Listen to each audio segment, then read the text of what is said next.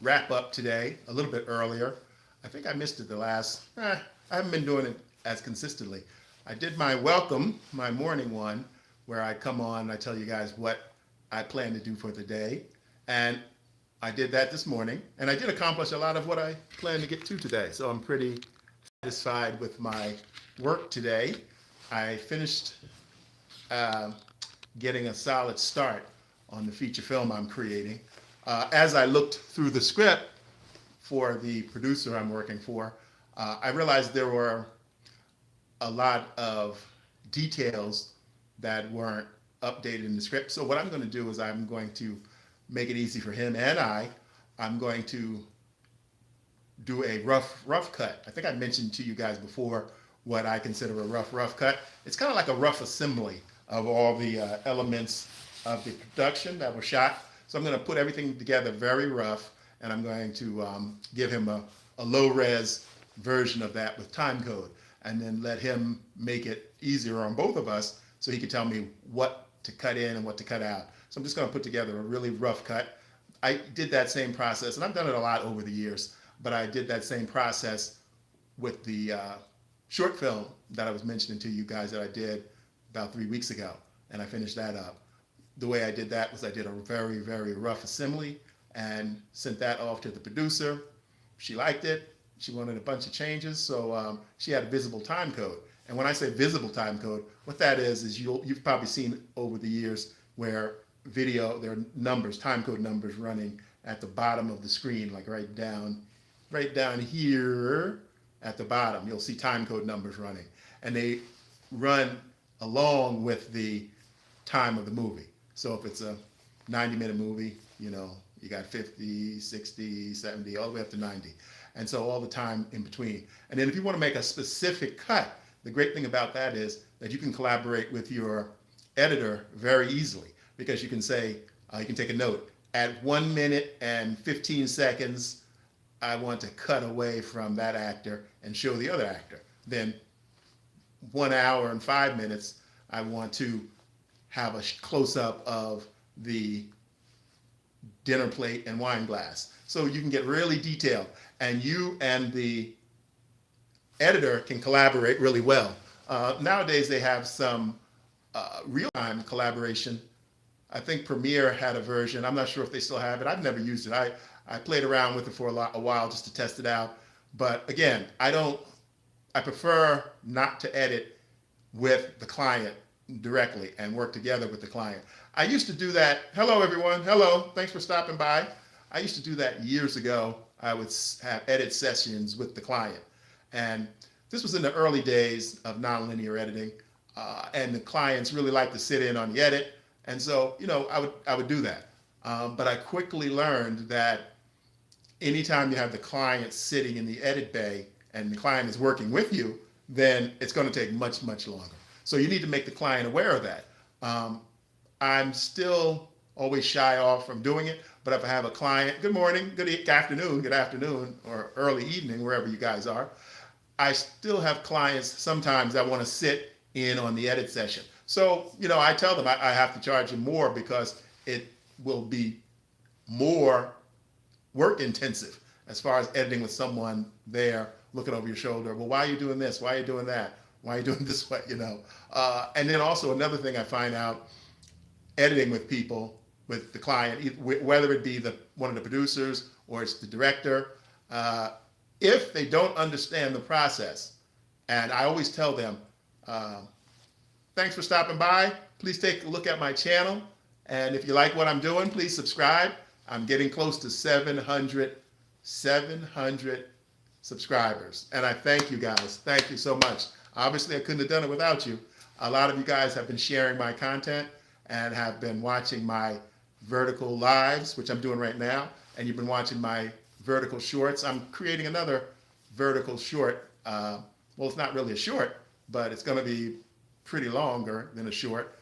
And I'm going to put that up later on this evening. It's about something that is kind of remotely related to what I talk about here, acting, directing, and editing.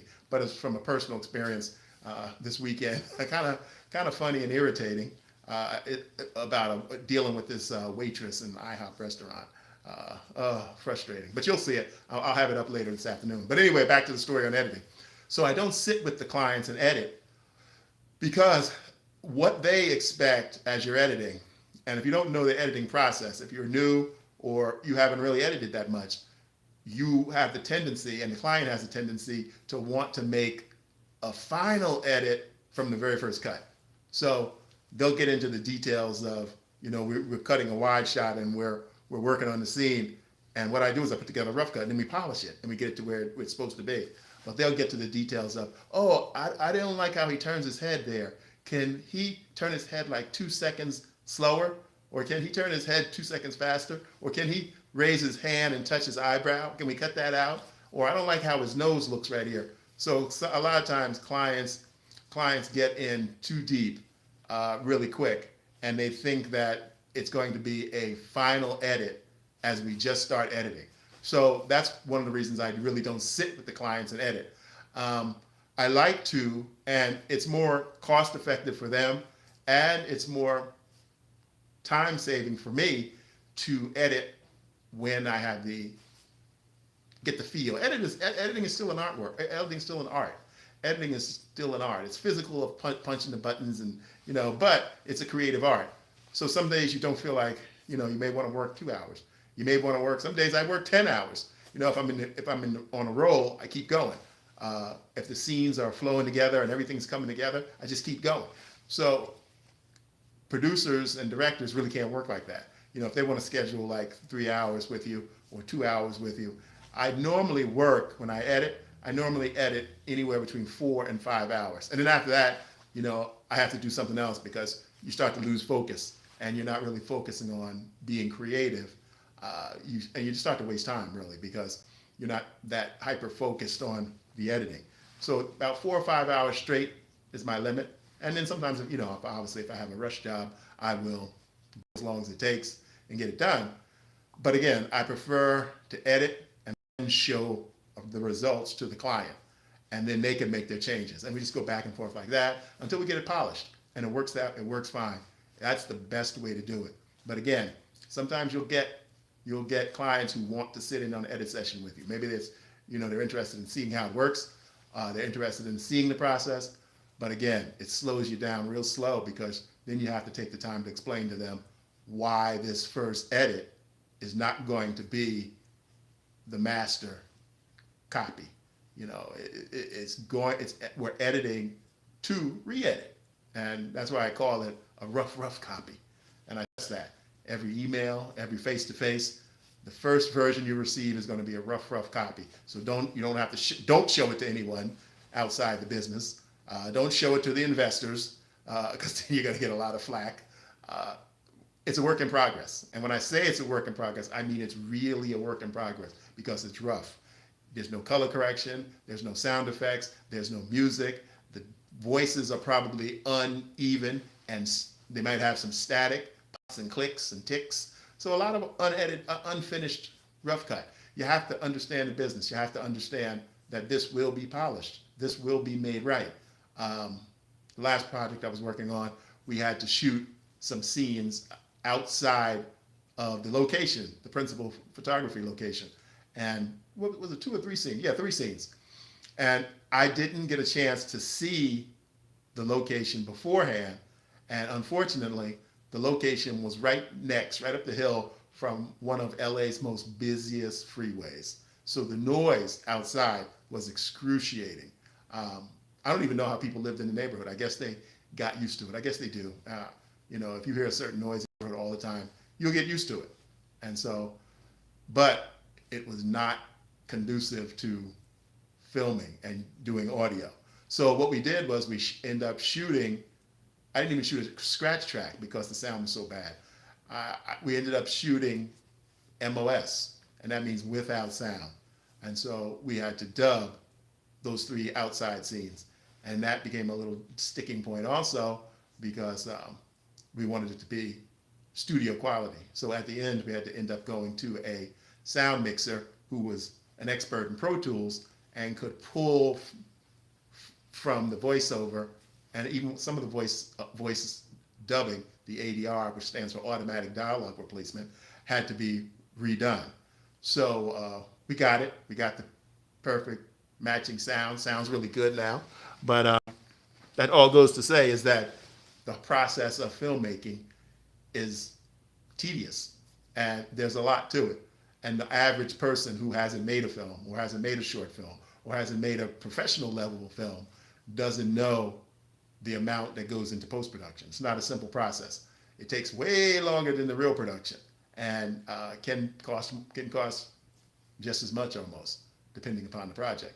So what I did was, once we had the picture lock, we had someone come in and sweeten the sound from this point where I left it. I was talking to someone on the phone just about a half an hour ago, and said that, telling him about this film, and he was talking about something in his work world, which is, in the executive director of programs and management. And I told him, yes, there's in any kind of business where you're the director, or you're the executive producer, or you're the manager, or you're the corporate CFO or CEO, you don't know everything. And you're not supposed to know everything. You're supposed to hire talented people who can do what needs to be done for your company.